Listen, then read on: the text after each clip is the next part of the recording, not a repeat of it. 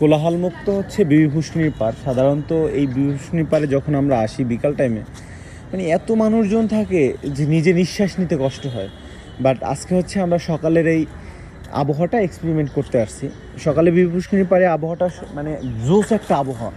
মানে এখানে কোনো লোকজন নাই, শুনশান নীরবতা। একদম বয়স্ক কিছু লোক আছে যারা হচ্ছে সকালে ব্যায়াম করতে বের হয়েছে, আমার এই যে পাশে তারা বসা। এরপরে হচ্ছে আমরা আসলাম, মানে এখানে এখন নিঃশ্বাস নিতে ভালো লাগে ভাই, বিশ্বাস করেন।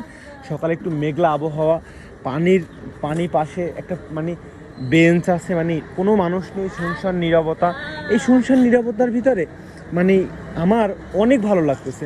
বিভূষণীর পাড়ে ফিল নিতে চান তারা হচ্ছে আপনার সকাল ছাড়া কখনো আসবেন না। কারণ সকাল ছাড়া যদি আপনি আসেন তাহলে দেখবেন এত মানুষ, এত জ্যাম, দোকান, গন্ধ, মানে সব মিলে হচ্ছে আপনার সকাল ছাড়া কখনোই আপনার ভালো লাগবে না।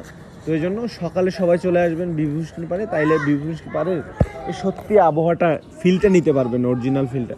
কারণ যতগুলো শপিং মল আছে সব শপিং মলগুলো এখন বন্ধ, মানে একটা ভিন্ন রকম সাজ পাওয়া যায়। এটা হচ্ছে বিভূষণীর সকালের একটা আবহাওয়া।